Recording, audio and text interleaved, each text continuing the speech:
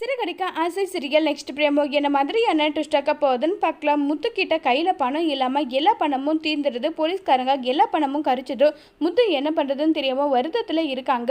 அப்போ செல்வம் முத்து என்னப்பா பண்ணிட்டு இருக்கேங்கன்னு சொன்னதோ, வீடியோவை பார்த்தியா? ஆமாப்பா, வைரல் ஆகிட்டு இருக்க, என்ன பண்ணுறதுன்னு எனக்கு தெரியல. எனக்கு என்னுடைய காருக்காக தான் நான் இப்படியெல்லாம் பண்ணிட்டு இருக்கேன்னு சொல்லிட்டு எல்லா ஃபீலிங்களும் சொல்கிறாங்க. இதை கேட்டதும் முத்து, உனக்கு இப்படி ஒரு நிலைமை வந்ததுன்னு நினச்சி நான் ரொம்பவே வருத்தப்பட்டுட்டு இருக்கேன். எதுக்காக முத்து நீ இப்படி பண்ணுன்றாங்க? நீயும் நம்புறியா? நான் குடிச்சிருப்பேன்றதை நீயும் நம்புறியா?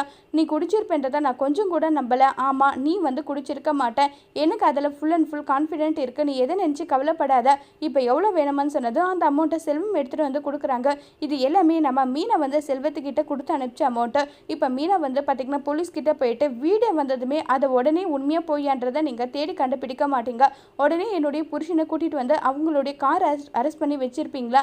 இதுதான் உங்களுடைய பழக்கமாக? ஏன் இப்படி பண்ணுறீங்கன்னு சொல்லிட்டு பயங்கர கோபப்பட்டெல்லாம் பேசுகிறாங்க. முதல்ல இந்த வீடியோ யார் போட்டாங்க, அந்த உண்மை என்னன்றதை கண்டுபிடிங்க.